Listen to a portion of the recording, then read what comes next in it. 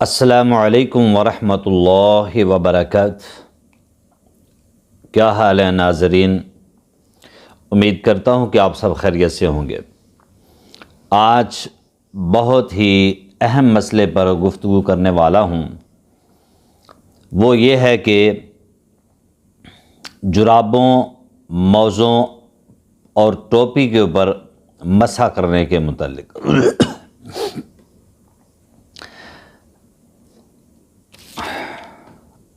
اللہ تعالیٰ نے انسان کو یہ رخصت دی ہے کہ وہ ٹھنڈ کی وجہ سے، سردی کی وجہ سے جرابوں پر مسح کرے۔ رسول اللہ صلی اللہ علیہ وآلہ وسلم کی احادیث کو سامنے رکھتے ہوئے امام احمد رحمۃ اللہ علیہ فرماتے ہیں کہ 40 ایسی حدیثیں موجود ہیں جن سے مسح علی الخفین یعنی دو چھپانے والی، یعنی ان کے اوپر مسح کرنا، چونکہ جرابیں بھی پاؤں کو چھپا لیتی ہیں، موزے بھی پاؤں کو چھپا لیتے ہیں، ان کے اوپر مسح کرنا جائز ہے۔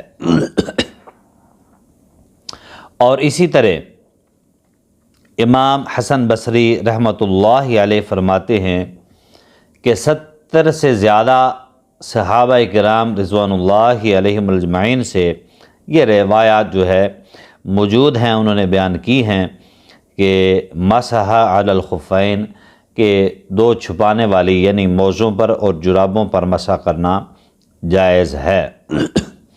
تو علماء کرام نے اس کی کچھ شرائط بتائی ہیں۔ کیا ہر جراب اور ہر موزے پر مسح ہو سکتا ہے؟ بالکل ایسا نہیں ہے۔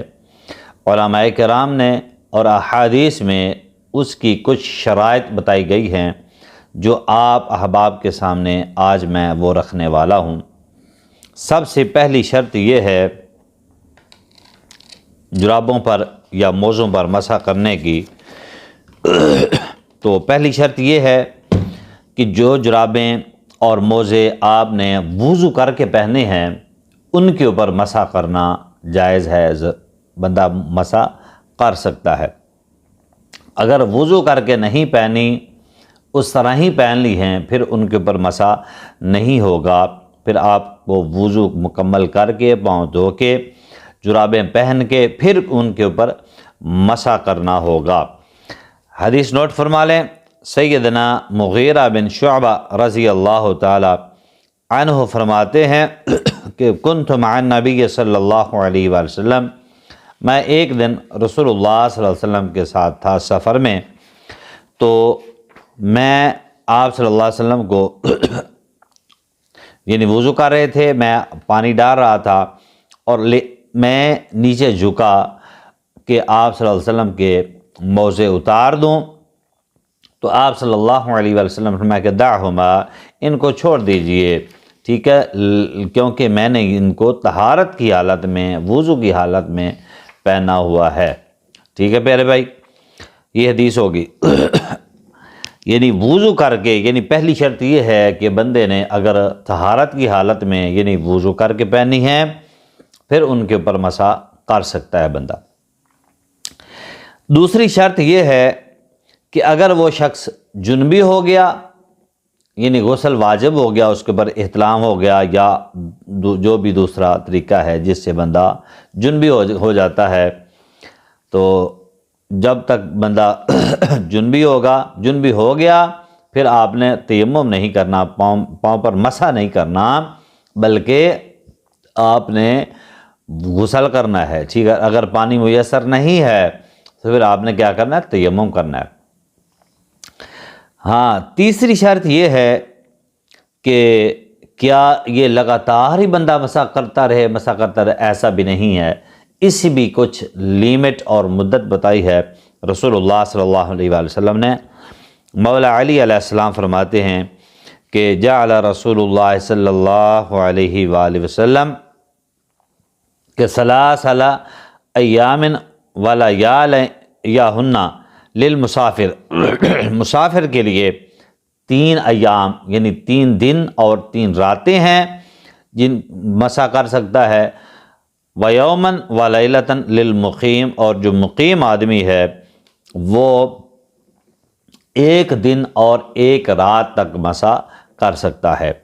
بعض علماء کا کہنا ہے کہ 24 گھنٹے، مثلا بندے نے ظہر کے وقت وضو کیا، ٹھیک ہے، وضو کر کے جرابیں اس نے پہن لی ہیں، پھر اس کا وضو نہیں ٹوٹا اور عصر کی نماز بھی اس طرح ہی اس نے پڑھ لی ہے بغیر وضو کے، اور مغرب کے وقت اس کا پہلا مسح شروع ہوا ہے، تو اگلے دن مغرب تک وہ مسح کر سکتا ہے، ٹھیک ہے۔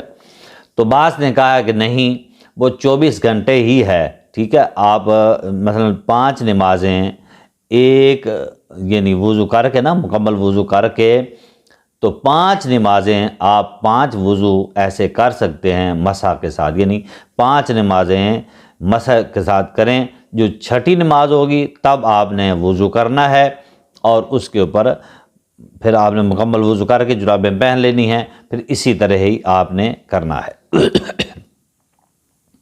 چوتھی شرط یہ ہے کہ جرابیں اور موزے خود بھی پاک ہوں، ایسا نہ ہو کہ جرابیں اور موزے جو ہے وہ پاک نہ ہوں، پلیت ہوں، تو پھر ان کے اوپر مسح نہیں ہوگا، ٹھیک ہے۔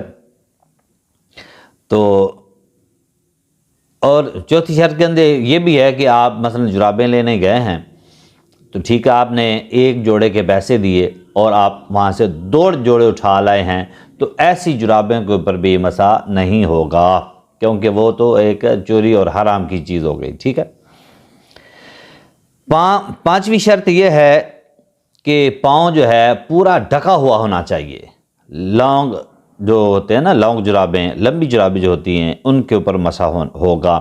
اگر جس طرح کے آج کل چھوٹے چلے ہیں، چھوٹے مثلا یہ موزے جو ہے نا، موزے ٹیپ ہیں جو چلے ہیں نا، مثلا یہ میں آپ کو دکھاتا ہوں،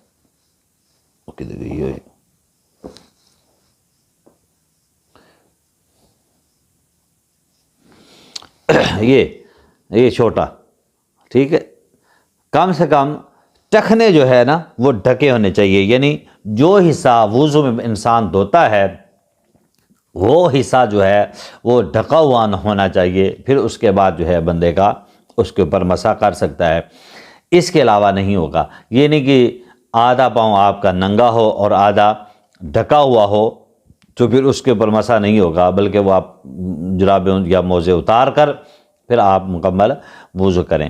ہاں، اگر کوئی کسی جگہ تھوڑا سا سوراخ ہے یا پھٹی ہوئی ہیں، پرانی ہے، تو پاک ہیں لیکن ان کے اوپر مسح ہو سکتا ہے۔ 6ٹھی شرط یہ ہے کہ ریشم کی نہ ہو، کیونکہ ریشم جو ہے مرد کے اوپر حرام ہے، اون کی ہونی چاہیے یا کاٹن وغیرہ یا چمڑی کی جرابیں یا موزے ہوں تو پھر ان کے اوپر مسح ہو سکتا ہے۔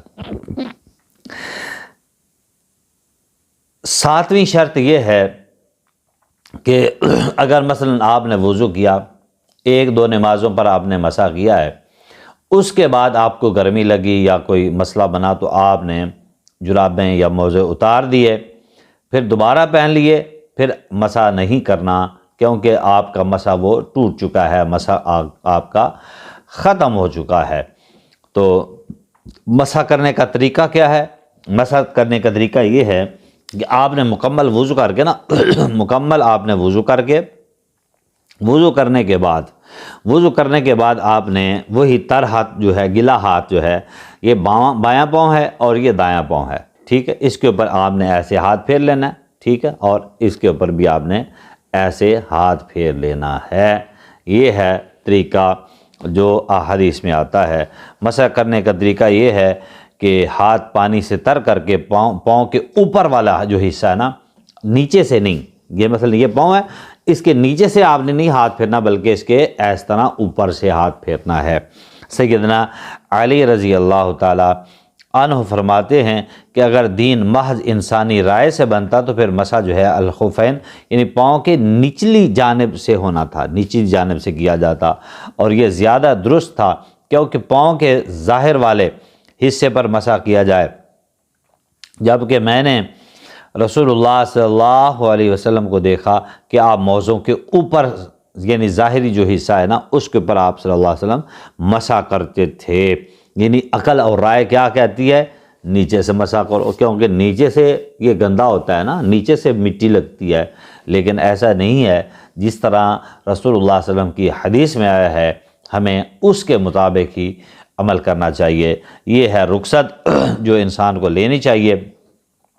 تو اللہ تعالیٰ جو ہے اس بات کو، جس طرح اللہ تعالیٰ برائی کو ناپسند کرتے ہیں نا، اسی طرح اللہ تعالیٰ اس بات کو بھی پسند کرتے ہیں کہ جو اللہ تعالیٰ نے رخصت دیا نا انسان کو، بندہ رخصت کو اپناتا ہے، رخصت پر عمل کرتا ہے، تو اللہ تعالیٰ اس بات کو یعنی پسند کرتے ہیں۔ یہ محبوب ترین عمل بن جاتا ہے جو اللہ تعالیٰ کو پسند ہے۔ کہ آج کی یہ ویڈیو آپ کو سبق جو ہے سمجھ آ گیا ہوگا۔ وآخر دعوایا ان الحمد للہ رب العالمین۔